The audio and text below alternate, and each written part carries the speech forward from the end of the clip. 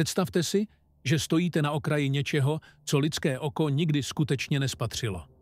Před vámi se otevírá temnota tak hluboká, že pohlcuje i samotné světlo. Černá díra. Z dálky působí tichá, nehybná, téměř nevinná. Ale jakmile se k ní přiblížíte, realita prostoru a času začne praskat ve švech.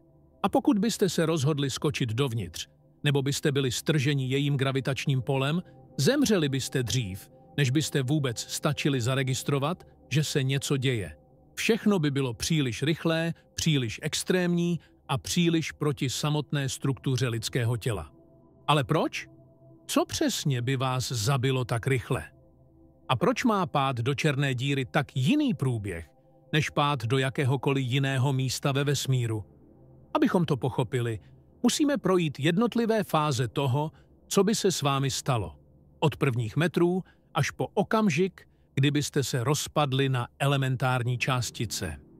Začněme tím, co tvoří černou díru. Černá díra není díra v klasickém slova smyslu. Je to extrémně zhroucená hmota, natlačená do tak malého prostoru, že její gravitace je absolutní. Tak silná, že nic, ani světlo, nemůže uniknout.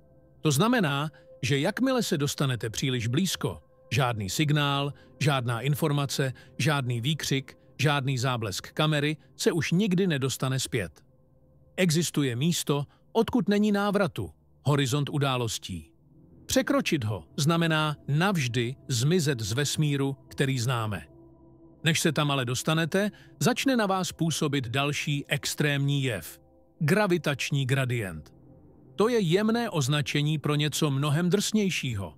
Jde o to, že v blízkosti černé díry se gravitace dramaticky liší na relativně malých vzdálenostech.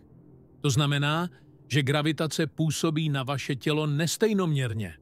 Pokud padáte nohama napřed, gravitace působí na vaše nohy mnohem silněji než na vaši hlavu.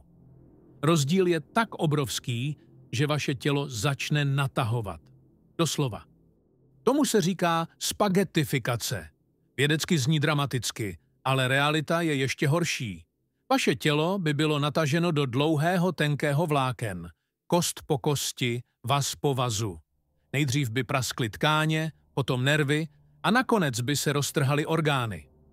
Ale co je důležité a co je zároveň fascinující, tohle všechno by proběhlo tak rychle, že by váš mozek neměl šanci poslat do vědomí jediný zpracovaný signál bolesti. Nešlo by o pomalé natahování, jaké vidíme v kreslených filmech. Šlo by o okamžitý kolaps celého těla, způsobený rozdílnými gravitačními silami.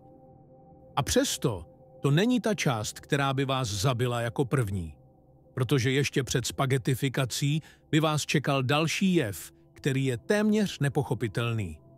Černé díry totiž nedeformují jen prostor. Deformují i čas. To znamená, že z vašeho pohledu by pád mohl trvat několik minut nebo hodin. Ale z pohledu pozorovatele z dálky byste se přibližovali k horizontu událostí nekonečně pomalu. Jako by se čas kolem vás zpomaloval. Čím blíž byste byli, tím víc by se svět za vámi začal měnit. Světlo by se posouvalo do červené barvy. Vaše pohyby by byly pomalejší a pomalejší, až by se téměř zastavily. Ale pro vás, subjektivně, by čas plynul normálně. A právě tady přichází první šok. Ještě než by se vaše tělo natáhlo, roztrhalo nebo rozpadlo, vaše smysly by přestaly být schopné fungovat v prostředí, kde se čas chová jinak. Mozek je extrémně citlivý na časové signály. Vnímá pohyb, změny v čase, mikroúdery neuronů. Jakmile se okolo vás čas začne roztahovat nebo smršťovat, nervová soustava není schopná synchronizace. Milisekundové rozdíly by se změnily v absurdní časové deformace. Prakticky okamžitě byste ztratili schopnost orientace, vědomí a smysluplného vnímání. Skolabovali byste. A to ještě dřív, než by se vaše tělo fyzicky roztrhalo. Když se blížíte k horizontu událostí, nastává další paradox. Z vašeho pohledu byste jim prostě prošli. Necítíte žádný náraz, žádnou hranici. Jen pokračujete dál do temnoty. ale fyzika uvnitř černé díry je úplně jiná. Jakmile překročíte horizont, čas a prostor si vymění role. To znamená, že cesta do středu, do singularity, není jen směr. Je to váš nový čas. Nevyhnutelný. Stejně jako nemůžete zastavit ubíhání sekund, nemůžete zastavit pád směrem ke středu. Ani na teoretické úrovni. A tady už přichází nevyhnutelné.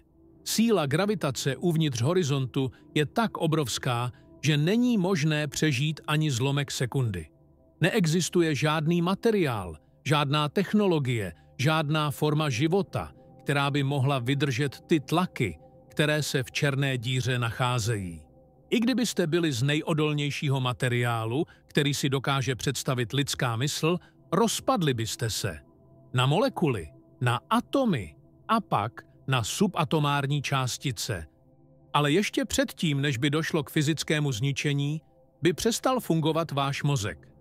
Když se neuronové signály přerušují v důsledku extrémních gravitačních posunů, nervová soustava se rozpadá. A to znamená okamžitou smrt vědomí. Doslova dřív, než byste pocítili jakoukoliv fyzickou bolest nebo registraci. Je fascinující a zároveň děsivé, že podle některých teoretických modelů by se vaše poslední milisekundy mohly rozprostřít do relativně dlouhého subjektivního vnímání, pokud by váš mozek dokázal nějakou dobu fungovat. Čas by se pro vás totiž mohl zpomalit až k neuvěřitelným hodnotám. Jenže realita je krutější. Gravitace je tak silná, že struktura mozku nevydrží vůbec nic.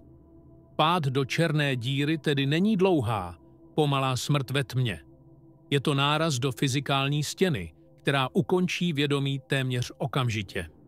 Jakmile by vaše tělo přešlo horizont, stalo by se součástí informačního paradoxu. Einsteinova relativita říká, že všechno, co do černé díry spadne, se navždy ztratí. Kvantová fyzika zase tvrdí, že informace nemůže zmizet. Tyto dvě teorie si odporují. A právě vaše atomy by se staly součástí toho, čemu teoretici říkají holografický povrch. Vnější pozorovatel by viděl vaši informaci rozprostřenou po horizontu událostí. Ale vaše vědomí, vaše bytí by bylo dávno pryč. Zničeno gravitací dřív, než byste stihli uvědomit si, co se děje. A nakonec poslední detail, který dává celému procesu děsivou definitivnost. V černé díře není cesta zpět, nejen fyzická, ani časová. Jakmile se dostanete dovnitř, i světlo, nejrychlejší věc ve vesmíru, je odsouzeno padat směrem k singularitě. A protože čas a prostor jsou zde převrácené, neexistuje směr, ve kterém by bylo možné se vrátit. Vaše existence končí v okamžiku, kdy přestane pracovat nervová soustava. A tak pád do černé díry není dlouhá cesta do absolutní temnoty. Je to krátké, brutální, nekompromisní vytržení z reality. Vědomí zanikne téměř okamžitě. Tělo následuje během zlomků sekund a vaše atomy zmizí v místě, kde přestávají platit zákony fyziky, jak je známe. A to všechno se stane dřív, než váš mozek vůbec pochopí, že se ocitl v něčem, co není určené pro žádnou formu života. Pokud chceš, Květoši, udělám ti k tomu náhleďák bez textu, název, popisek a hashtagy. Stačí říct.